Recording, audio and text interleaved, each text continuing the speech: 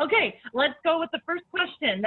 Let's see. Everybody who is on the east side of Rochester knows Wickham Farms, especially where you're located. It's been a staple for visitors and locals for many, many years, but until recently, you guys had a move. So can you share with us the story of your move and if the pandemic disrupted it in any way?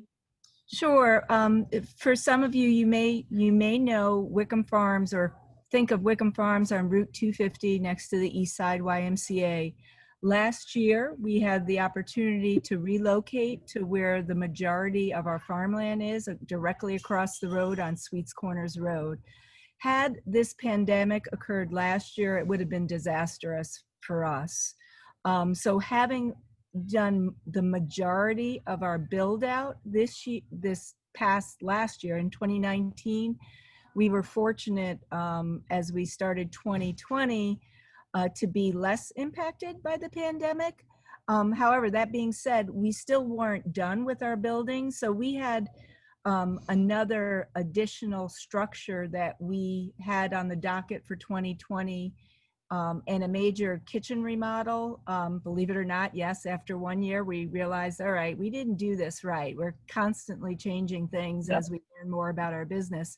And those two items were definitely lagging as a result of the pandemic. It was very hard to get building materials, wood, just pressure treated lumber for things that we were building on our site became scarce, and we had to get pretty creative about sourcing things. And also we had to be very careful about when we were allowed to start construction again, because at the time, that wasn't considered essential work.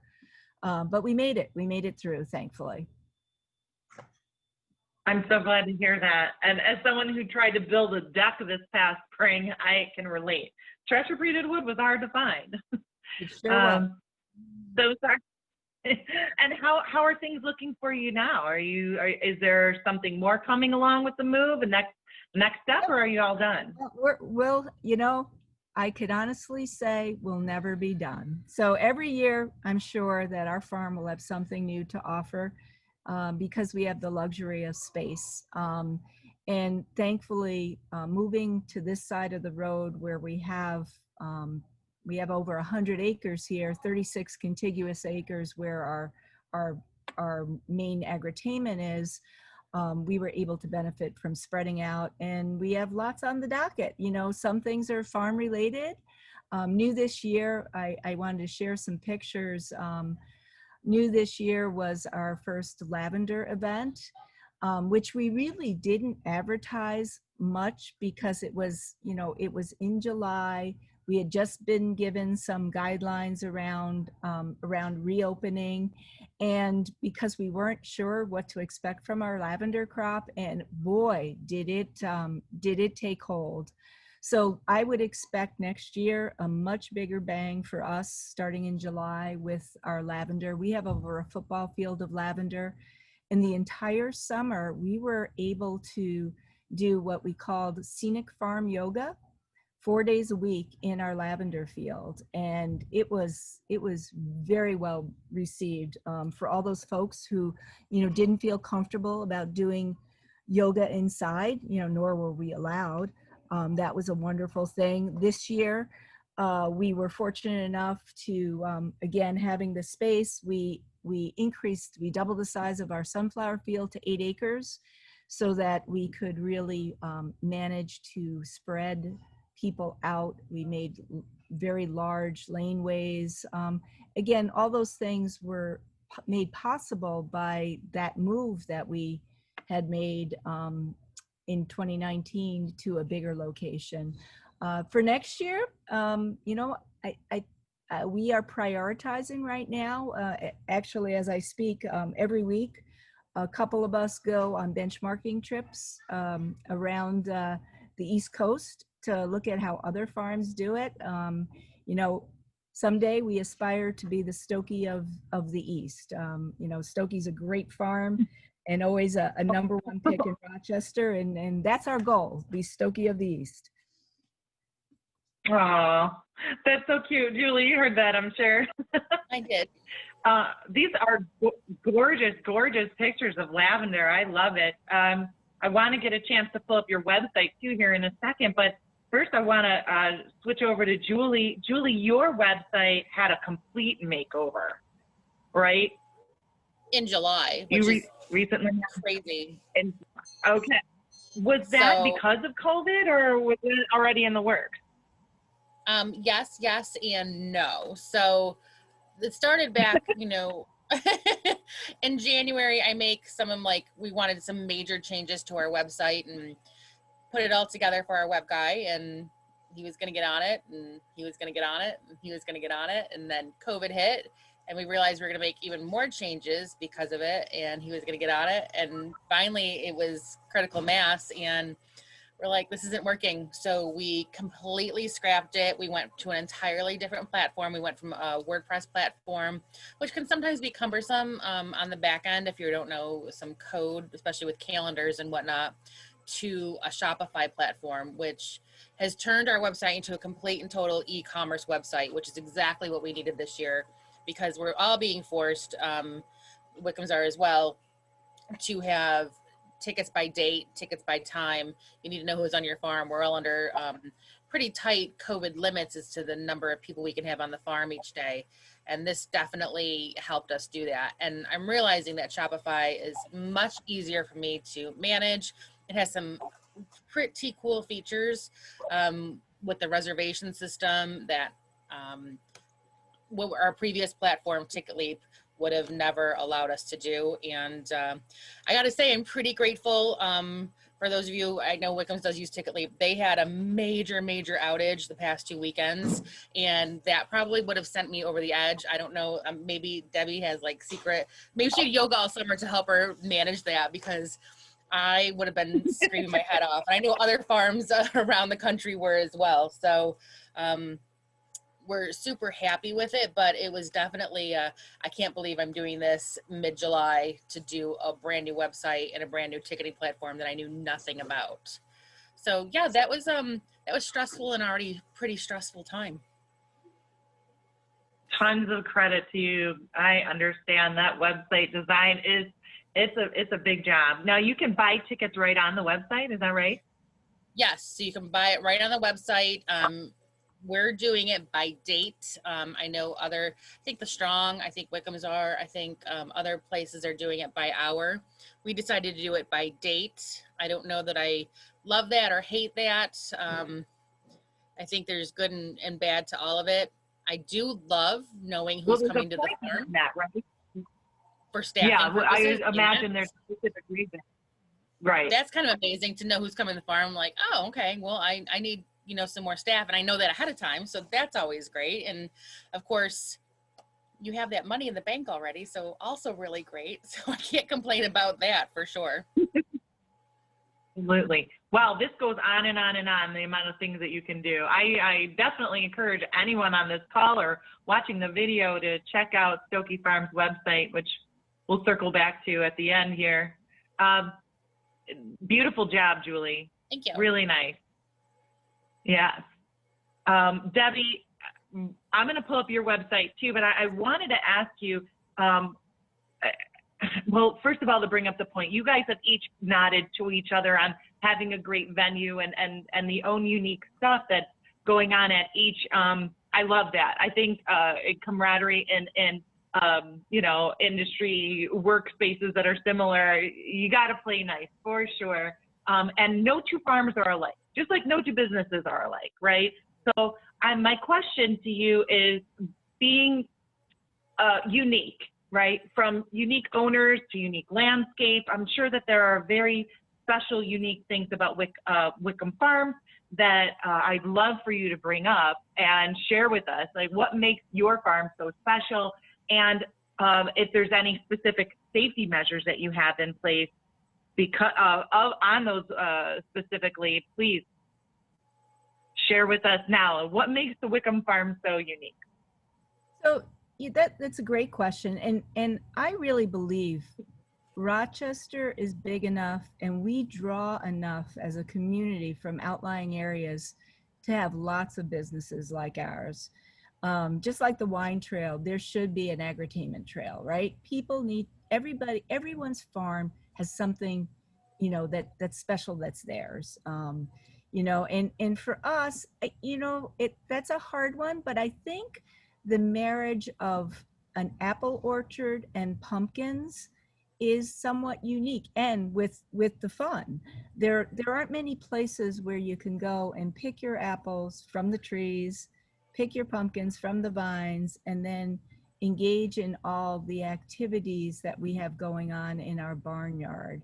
So that's one area that I think is unique to us. I also think we're one of the few farms in the area that has embarked on lavender in a big way, along with our other items. I know that there was a lavender farm in Skinny Atlas that has since closed. So I think lavender and flowers, we do really well. We take pride in that. Relative to, you know, what's unique or what we have done with respect to COVID, I think Julie pointed on one thing, and that was timed ticketing. So what we started in the summer with just ticketing by day, and when we got to sunflowers, because we seem to have quite a sunflower following, our season just exploded the middle of August, and we implemented time ticketing for the weekend because we were concerned with the numbers we were seeing in terms of how many people purchased. And our goal in our time ticketing is to spread out the arrival of our guests, because people only stay so long, and we have data, you know, based on being open for the entire summer on roughly how long people stay. And so it allowed us to spread the crowd, make people feel comfortable, and also look at the ticketing and be able to say we're sold out. The other thing we have done with time ticketing, and fortunately, Julie, as you pointed out, Ticket Leap had some major hiccups recently. We were blessed because we were sold out, so it didn't make a difference in terms of us not being able to sell tickets and people not being able to buy tickets. So every weekend we have sold out in our barnyard area where space is more limited and people are more likely to, you know, congregate. So using time ticketing has really helped to make people feel comfortable. The reviews on our website or reviews on Google have been very positive with respect to how we're handling crowd situations. You know, as a business owner, it's very tempting to say, oh, we can take a few more, or oh, we can take a few more. We have we have a son who's now in the business, who's much younger than we are, and he's adamant about, you know, staying true to making sure we do our part to keep people safe. When we close November 1st, we don't want to mess it up for other businesses. So we're pretty rigid on our ticketing, and people are getting it. They know they have to buy their tickets today for the weekend because we're likely to sell out.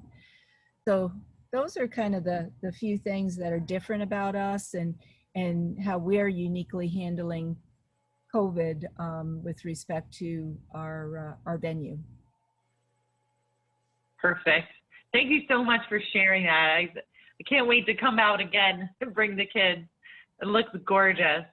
Thank you. I've got some pictures here too as well. Let me see. How do I do this? Let's get the Stokoe Farms. Back to you, Julie. Pretty much same question for you. You've got special, you know, attributes as well there, and I would love for you to share with the audience a little bit more about what makes your farm different from all the rest, and how are you adding some COVID safety guidelines in place to those special features?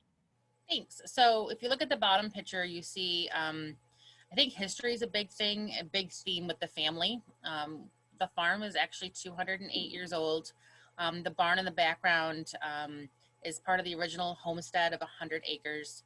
that our ancestor Thomas Stokoe settled with his wife Mariah back in 1812, and that is not the original barn, but that is the last built Wells Truss barn, which is a pretty big deal in Rochester. It's, if you go inside the barn, it looks like a cathedral. So there's no center beams or anything like that, and that's a unique barn in this area, and we're pretty proud of that. So the farm was 200 acres for probably 140 years when Selden Stokoe, which would have been fourth generation Stokoe, had 3 boys that wanted to farm. And so then to have 4 families to support, you had to start growing and diversifying. And at this point, we're about 5,000 acres of crops that we grow. Then 40 years ago, Suzanne's father, Larry, decided, let's get into the Christmas tree game. And that sort of started the agritainment part of the farm, because Larry's really ahead of his time. He's 86 now, but he knew back then with Christmas trees that you needed to have value added stuff for customer service. And we started with simple, with like a slide and a straw fort and things like that. And then 20 years ago, because this is actually, sadly, we didn't get to celebrate much like we wanted to. This is the 20th anniversary of our Harvest Fest. And 20 years ago, Suzanne decided to come back to the farm full time and reuse barns. So barns that we already had for Christmas trees can be reused for, fall pumpkins and things like that. And that's allowed us to grow with more barns and more activities, and just the two go hand in hand. The lavender fields at Wickham's were pretty spectacular. I think that makes them really unique in the summertime. I think what makes us unique in the summertime is just like being able to walk around the Christmas tree farm, because it's pretty serene and special to do that, and very labor intensive though. So that's where we spend a lot of our time in the summertime, prepping for our Harvest Fest, getting ready for our trees. And as soon as we wrap up here on the 25th, so 2 more weekends for us, we will immediately turn the farm over for Christmas trees, which is sort of a Herculean effort. And it's going to be a bigger effort this year, because how are we going to manage people on the farm with Christmas trees? Because while we have 200 acres here, ultimately they all congregate to process their tree. So are we going to have to do time tickets for that? Are we going to do pre-sale to like get your tree? That's a lot of discussion that's been going on for a few weeks that we're trying to pin down and flush out, and then getting that message across to our guests. That's going to be an effort and a half for that. So stay tuned for that. As far as COVID, the safety measures that we're all having to follow as far as sanitation and limiting number of people, we're all following it. We're all doing our very best with that. We're all asking our guests to masks. I think our guests are doing a pretty good job with abiding by that. I would say the dads are worse at it than anybody else. I don't know how Wickham's feel about it, but it's always the dads. Moms come in, the kids are masked, dads walking around like, Dad, mask up, thanks. So, we all have the approved chemicals and sanitizers and this, that, and the other thing. And Suzanne made an interesting comment the other day. A year ago, if we were, we have CDC approved sprays that we use for our bounce pillows and our trains and stuff like that. If we were doing this a year ago, parents would be freaking out like, what are you putting chemicals on that are exposing my children to? So it's a different world we are living in, for sure. It definitely is a different world. One of the questions that were big in the for the membership engagement committee, and also my kids, they wanted to know from both of you guys, is the bounce pillow open? How are you regulating that? So could you both kind of share, like, how are you doing the bounce pillow, if you are doing the bounce pillow? Sure. Julie, you want to go first? You want to let me? Sure. No, that's okay.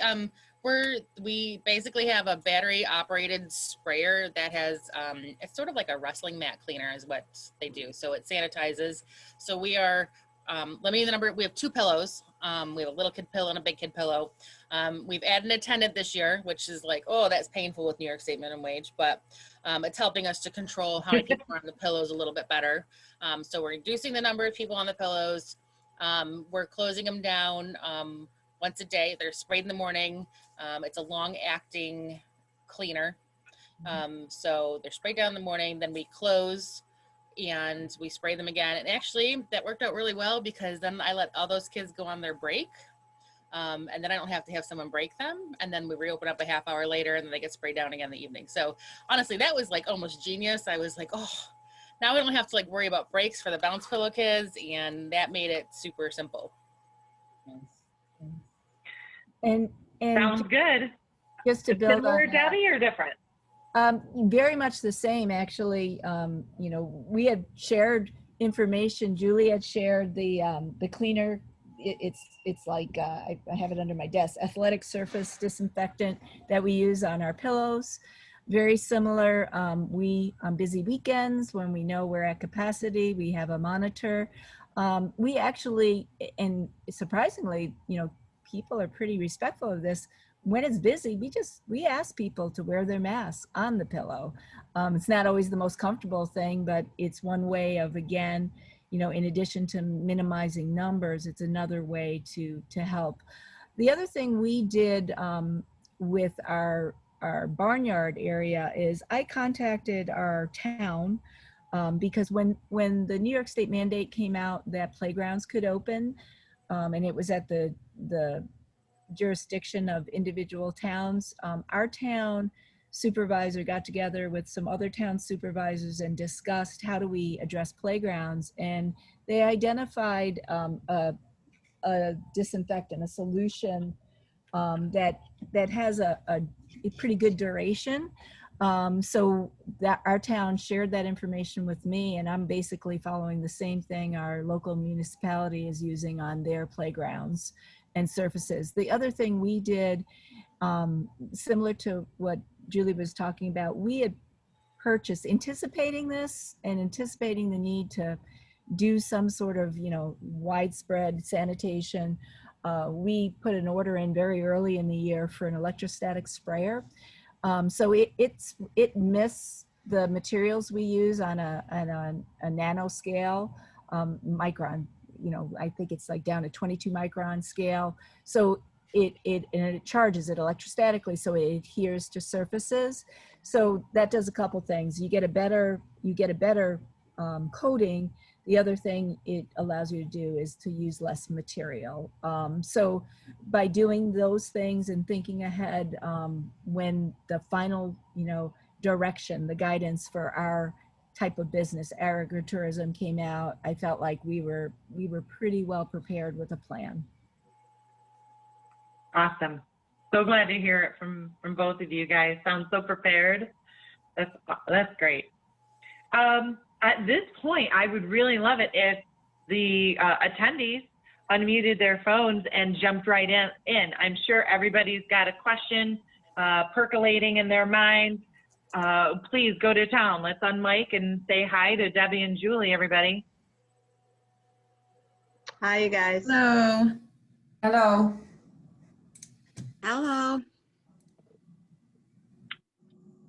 Who's got a burning question? I'll start. Julie, I was involved with Stokoe Farms for the National Christmas Tree Conference, and it was really busy and crazy at Christmas time. Are you going to have tickets for that too, or how are you going to handle the crowds coming in for Christmas? And will you have any Santa or celebration in that way at all? Yeah, I think Christmas is definitely going to look a little different this year. We're extending our hours. We're opening up the weekend before Thanksgiving, actually, for full days. We've been on half days before. And I think we're leaning towards you're going to have to make a reservation to come on the farm. I don't know that there's any other choice for that, because yeah, that's a lot of people in a small area. And that's a big concern for everyone. I still think we'll have the wagon rides. We've been able to do that, and we've managed that pretty well. We'll probably add some wagons, so less people are on the wagons. But we're probably not going to have Santa this year. I don't know how you really do that appropriately, and we really don't want people in the building lingering. Suzanne's threatened to take our heat away in the gift shop. So I'm a little concerned about that. I'm like, let's talk about this first, because that's where I am during the day. But yeah, we don't want people lingering so much in close contact. So it's definitely going to look different this year, but we're going to do our very best to spread the crowds out and get the message across. I'm sort of thinking, Greg LaDuca brought to us at a meeting once, red, yellow, green. Red meaning like you're really concerned, yeah. Yellow mean, a little more, and green's like, come on up towards me. But maybe using that and saying, okay, this is a red time, this is a really busy time, so and this is a yellow time, so it's not quite as busy, to help manage people's comfort level with that as well. Could you just put Santa on a wagon and just let him ride through and that's it? I mean, that's a great suggestion. I don't know that that's really reasonable. Where our processing of the Christmas trees is you got wagons coming, you got people there. It's a little bit of a crimped space just naturally because we've grown the agritainment part of our pumpkins. I just don't know that that is a reasonable thing for us this year. Okay, thank you. Hello, I have a question if I can come in here. Yarmila Hazler from Cornell Extension of Monroe County. So we are working with New York State, again, markets and constantly being on top or trying to be on top of the COVID regulations, interim guidelines. And so I have a question for Debbie and Julie. How do you communicate that with your crews, with your workers? Is it a problem? Is it a lot of work? How do they take it? So Yarmila, this is Debbie. So part of our onboarding this year, and again, we had the luxury of having so many others open up and reopen before us. So when we onboarded in June with our new staff, we were using Zoom meetings to onboard with our young people. We had them go through mandatory training where they had to sign off, and we have different crews. We have a retail crew and a CSA harvest crew. And then, honestly, in the beginning, it was reminders for folks, and we posted a lot of signs because we weren't open to the public, but we were working. So we set the expectations right from the beginning. When you're at our farm as a worker, you must wear a mask. So it got everyone in the habit early on. Social distancing also equally important. The way we did it with them is, our lunch table, we made it extra wide so that kids don't have to sit too closely together.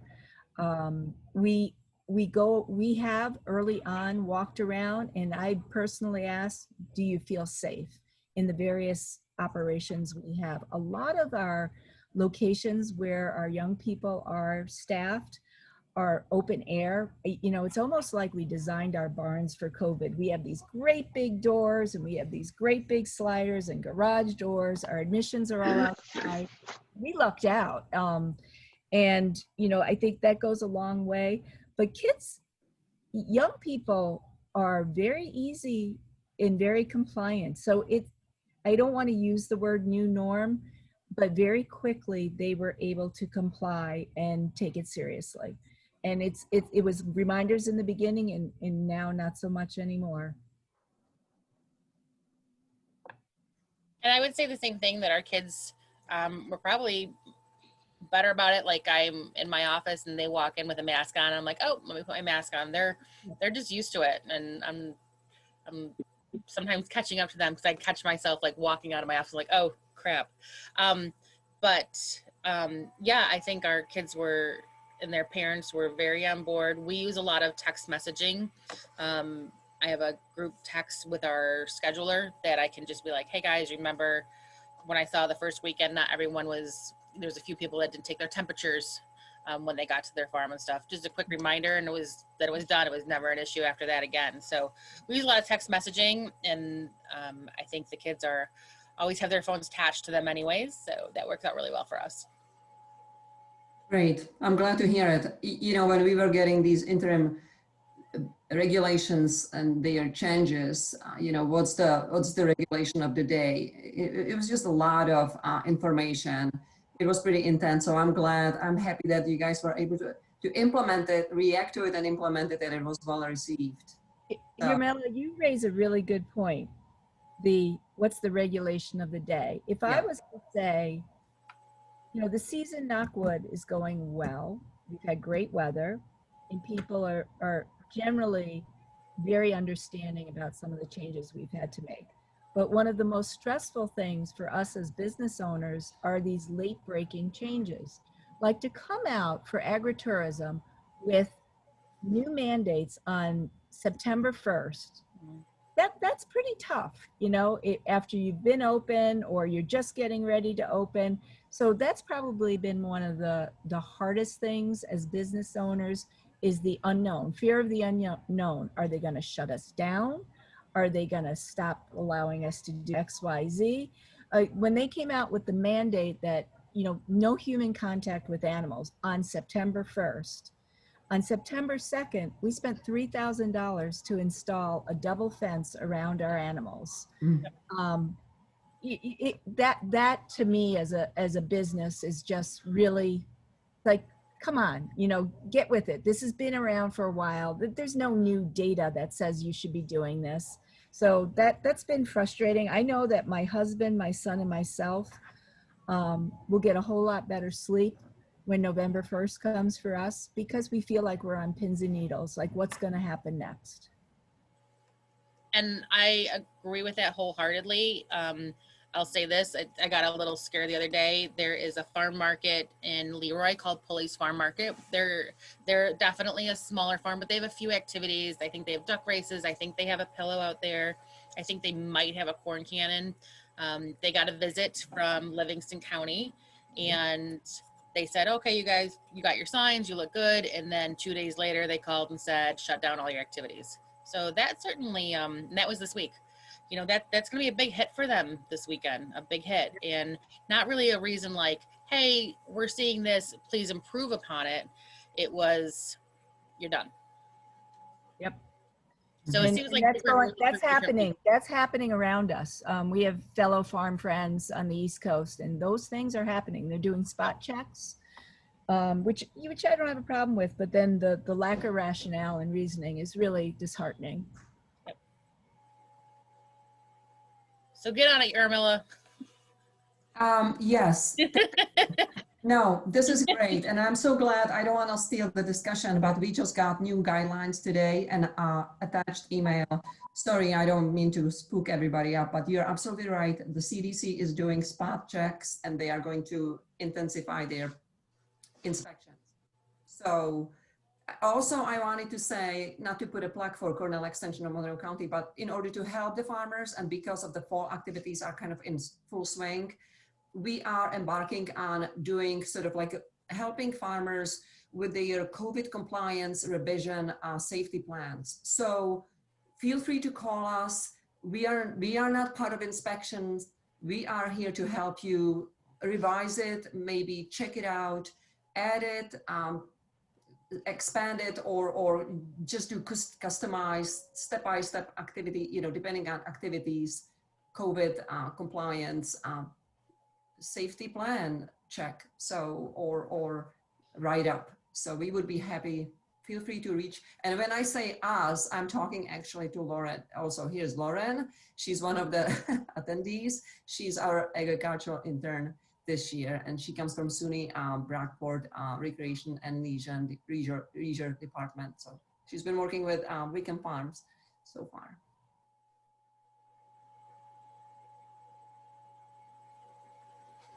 Debbie, I have Thank you, Yarmela. That was awesome. I have a quick Yeah, question Gregory, for go Debbie. right on. Yeah, Yeah, thank let's you. do it. No, my wife is a big cider fan, and we were out your way a couple of weekends ago. Is there any connection between you and Oak and Apple, the cidery up on the hill? Only that they look down on our beautiful farm. It is a great view. Actually, there's a small connection. We used to farm that land. That was the last piece of land that we had an opportunity to buy, and we chose not to. So we actually grow our lettuce there, and because they have deer fence, and they have to farm it to get the ag exemption, and we grow our winter squash there. So that is a connection. But the apples that they grow for cider are entirely different than what we grow for our U-Pick orchard. They are cider apples. So to that extent, we're just neighbors, and I love being able to go up there and sneak away on a Friday afternoon with some of my staff and have a drink and look down at the sunflowers.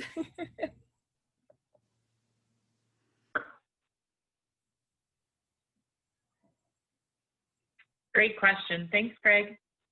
I have a question for. I'm sorry. Yeah, go for it, Rebecca.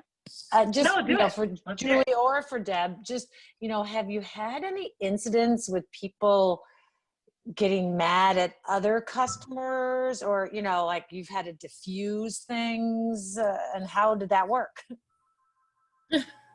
So I had, so interesting enough, I had a larger homeschool group come 2 weeks ago. And as they walked up to the door, I was like, masks, ladies. And not one of them had a mask. Not their children had a mask. They didn't have masks in their car.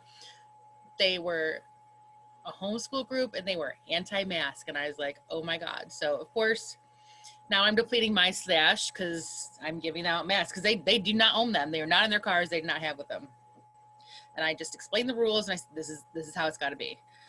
Well, so they were walking around the farm and masked, and they sort of all stayed together in a pod, and we made arrangements for that. And they had some moms that just, once staff was out of sight, took the mask down. And I had a mother that I will say she lost her mind, because she lost her mind. She yanked her child away, yanked the other person's child away, and it became some parents against parents. And I thought, oh my God, it was insane. They were both, I want to use the word triggered, but they were both triggered. And I was like, I think we just are okay. I'm really wishing we didn't do school tours this year. I think other farms had it right when they're like, we're not doing that. We shouldn't have done that. Yeah. And Julie, we've had the same, when you see those random 1-star reviews, they're people that are just, must live under a rock is all I can say. My husband, who happened to be relieving somebody on a hayride, and we had, even before the September 1st announcement about masks required on hayrides and social distance required, we felt it was important to do that. So we had instituted that well before the governor laid the hammer down.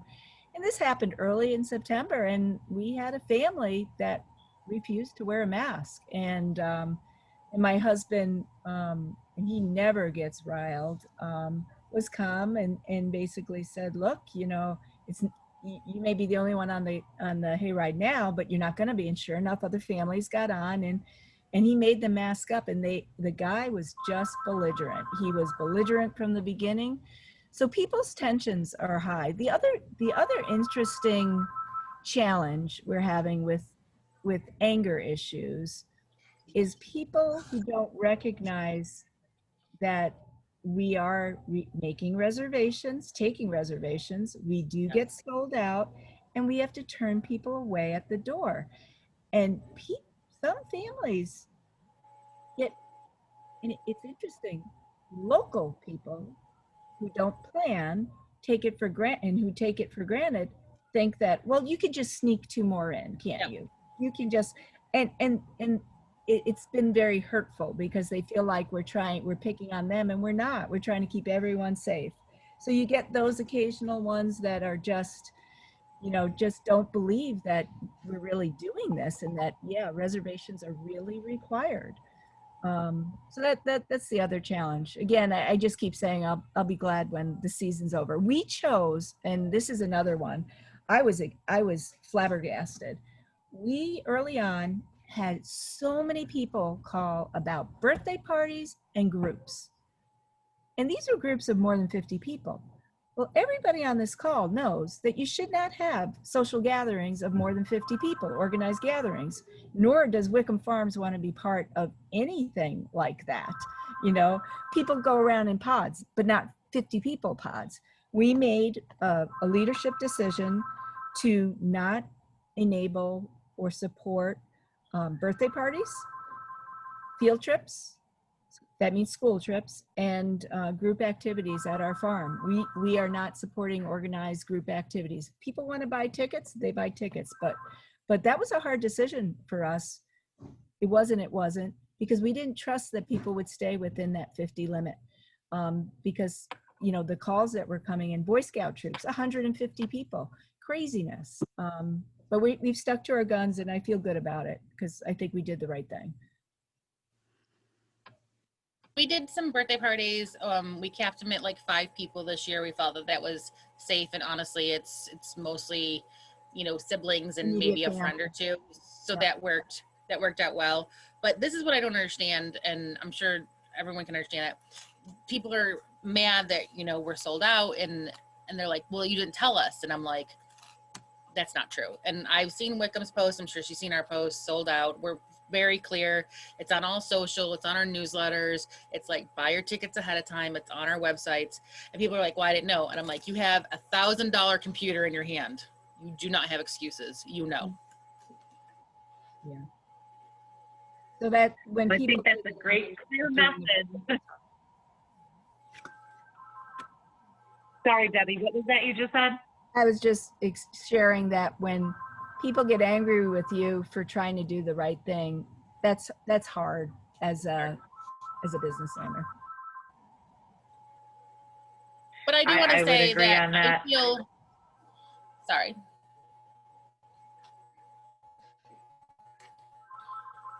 Go ahead, I just want Lily. to say that I feel that we're grateful.